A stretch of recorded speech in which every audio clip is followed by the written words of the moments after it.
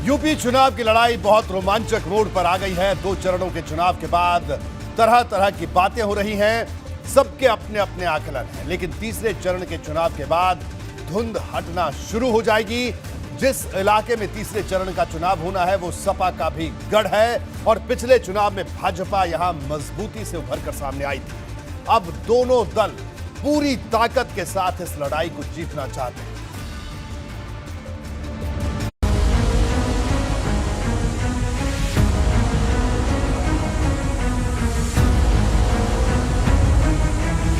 तीसरे चौथे में एक और शतक लग जाएगा और जब 7वें चरण पर पहुंचेगी भारतीय जनता पार्टी तो इनके बूथों पर भूत भी नाचने वाले नहीं नजर आएंगे।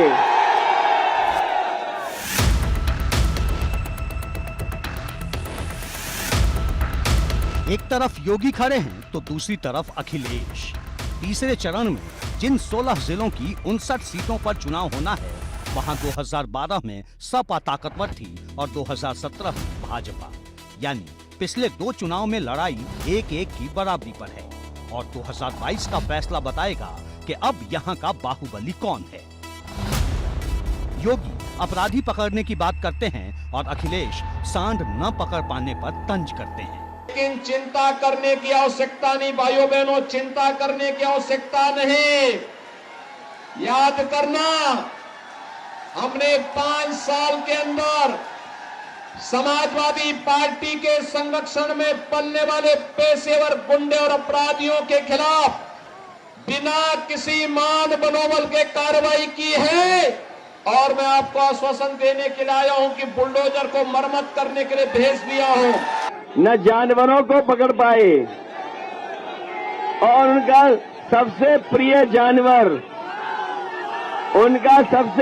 जानवर सड़कों पे घूमता है कि नहीं घूमता है? बताओ, लैपटॉप तो दूर चलाना, बताओ ये सांड को भी निकल पकड़ पा रहे हैं। 2022 की लड़ाई बेहद रोमांचक मोड़ पर है। 2 चरणों में किसकी बढ़त है ये तो ईवीएम में कैद है, लेकिन तीसरी लड़ाई में कोई कमजोर नहीं दिखना चाहता। मुद्दा राम मंदिर का भी उछल रहा है और मुद्दा मेट्रो चलाने का भी। आज तो अयोध्या में राम मंदिर का निर्माण प्रारंभ हो गया है ना। हमने जो कहा वो काम कर दिया है ना। अब तो कोई संदेह नहीं है ना। अयोध्या में राम मंदिर निर्माण में अब कोई संदेह रह गया है क्या? क्या ये काम समाजवादी पार्टी कराती? क्या ये काम कांग्रेस या बहुजन समाजवादी पार्टी कराती? भाइयों बहनों, हमने जो कहा वो करके दिखा दिया। कानपुर का सबसे बड़ा काम मेट्रो किसने चलाई थी ये बताओ आप। मेट्रो की शुरुआत अगर किसी ने की थी तो समाजवादी लोगों ने की थी। लेकिन आप जानते होंगे, दिल्ली से कैंची आई, लखनऊ से फीता आया और उद्घाटन कर दिया। दोनों नेता एक दूसरे पर चुभने वाले वार कर रहे हैं। दोनों एक दूसरे को विकास की परिभाषा समझा रहे हैं। लेकिन समाजवादी कुनबे को विकास पसंद नहीं। उनके लिए सबका साथ और सिपाही खानदान का मात्र विकास, यही एकमात्र उनका नारा है। बाकी उनका कोई नारा नहीं। यही ग्रीन पार्क स्टेडियम, किसी ने क्रिकेट मैच कराए, समाजवादियों ने मैच कराए, लेकिन हमारे बाबा जी क्रिकेट नहीं खेलना जानते।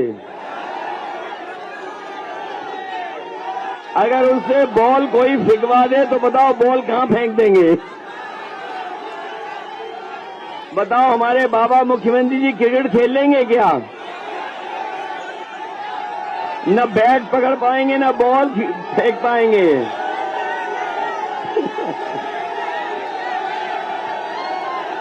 हाँ, एक काम कर सकते हैं, धुआं उड़ाने वाला। 20 फरवरी को जब तीसरे चरण के चुनाव होंगे तो जनता पिछले 5 साल भी देखेगी। अब सियासी दलों के दिग्गज अपने अपने काम गिनाने के साथ एक दूसरे के दाग भी दिखा रहे हैं। आप मुझे बताइए, जो संकट का साथी है वही साथी होगा ना? शेष तो अवसरवादी होंगे ना? और उस समय समाजवादी पार्टी ने भी कहा था कि ये तो मोदी वैक्सीन है, ये बीजेपी वैक्सीन है, कहा था ना? या आप लोगों को जब बिजली का बिल आता है तो करंट लगता है कि नहीं लगता है? इसलिए समाजवादी पार्टी ने तय किया है कि सरकार बनने पर 300 यूनिट फ्री बिजली आपको मिलेगी। और जब से समाजवादियों ने 300 यूनिट फ्री बिजली दी है, भारतीय जनता पार्टी की बिजली गुल हो गई है, उनका ट्रांसफार्मर फूक गया है।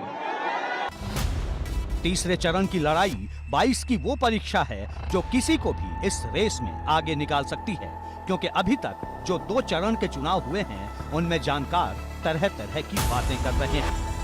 एबीपी गंगा के लिए ब्यूरो रिपोर्ट।